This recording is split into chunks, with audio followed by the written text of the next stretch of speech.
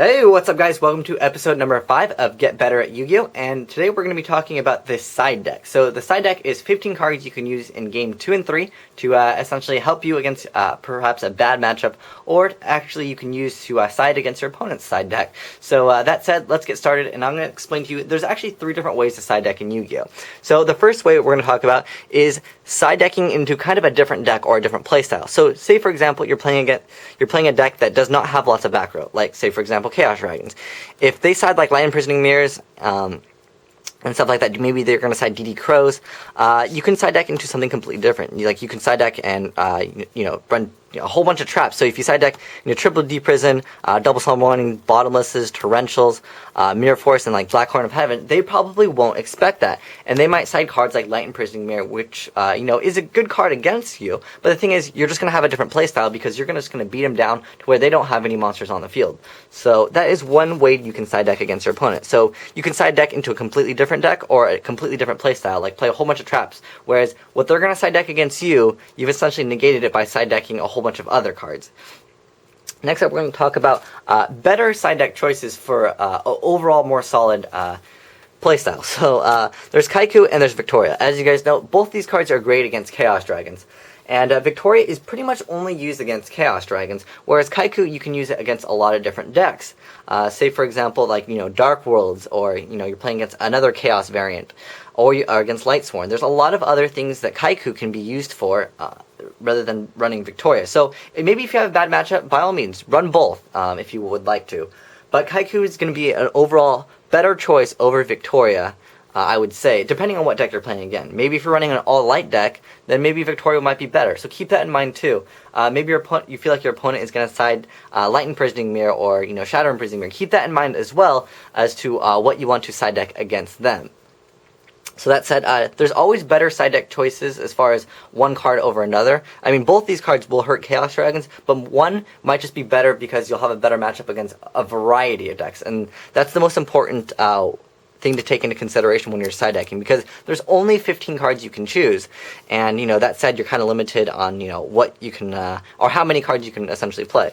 Next up, I want to talk about things that will counter each other. So say for example you're playing against like Dark Worlds, and you want to side Dimensional Fissure against them. That's a great card to side deck against Dark Worlds because they can't really play unless they MST it.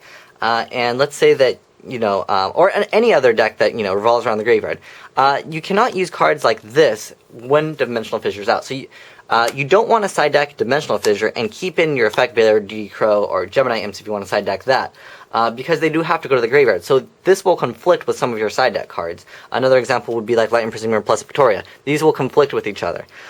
So yeah, keep that in mind as well. You don't want to side deck cards that conflict with each other or conflict with your deck. So if you're playing against Dark Worlds and you're playing Chaos Dragons, you might not want to side deck Dimensional Fissure, even though it does technically hurt them more, I would say. Generally, you want to pick cards that will just hurt your opponent's deck if you're going to do that. But yeah, keep that in mind that you'll either want to, if you're going to side deck Dimensional Fissure, you probably want to take out your DD Crows and Effect Veilers. Or if you want to, run Effect Veiler, DD Crow, and you main deck Dimensional Fissure, you can take that out. You can, run both, but again, when you have cards that conflict with each other, it just can become problematic. Because you can just draw too many side deck cards, and that's something that can happen. Once you have, if you side deck triple Light Imprisoning Mirror, if you open up maybe with 2 Light Imprisoning Mirror, and you just need like a monster really quick because you're getting beat down by, an 1800 beater, it can hurt just a bit too.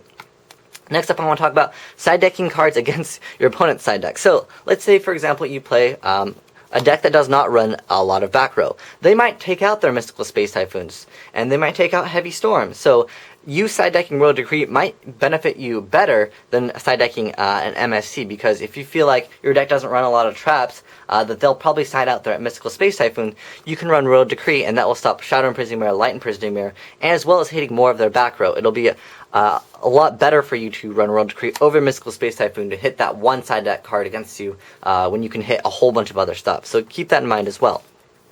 And lastly, I'm going to talk about side deck cards that are good, but and they might be better, but essentially, depending on what deck you're running, you have to factor that in too. So let's take, for example, Snowman Eater plus Super Poly. So Super Poly, very good against, E-Heroes, And same thing with Snowman Eater, very good against E-Heroes. I will say Snowman Eater is a overall more solid card against a variety of decks. And something like Dino Rabbit, they can lose to Snowman Eater. So keep that in mind as well. But the thing is, Super Poly, if you're playing Elemental Heroes, that's probably a better side deck card than Snowman Eater for your deck. So keep that in mind as well. Depending on what deck you're playing, you can decide what side deck card is going to be better than another one. Because I will say Snowman Eater, again, is just overall more solid for a variety of decks. But the thing is, if you're playing E-Heroes, Super Poly probably is a better choice against, let's say, Dino Rabbit. Maybe this is what you want to side deck against Dino Rabbit.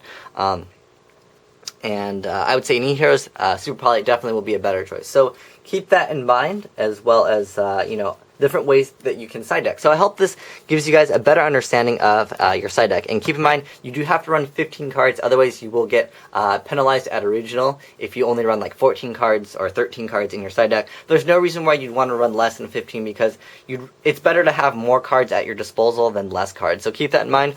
All the different ways to side deck, as well as different ways you can side deck, as well as the mind games with side decking against your opponent's side deck. So keep that in mind as well. Like I said with the World Queen and Space Typhoon, sometimes they're going to side cards that won't hit Decree, and then you could just be like, oh, I'll just run Decree now because he's going to take out his Space Typhoons. So always keep that in mind, and I hope this helps you guys get a better understanding of the side deck, as well as how to take your consideration of what cards you want to side deck against your opponent. But thanks for watching, guys. Asian Eyes White Dragon, signing out.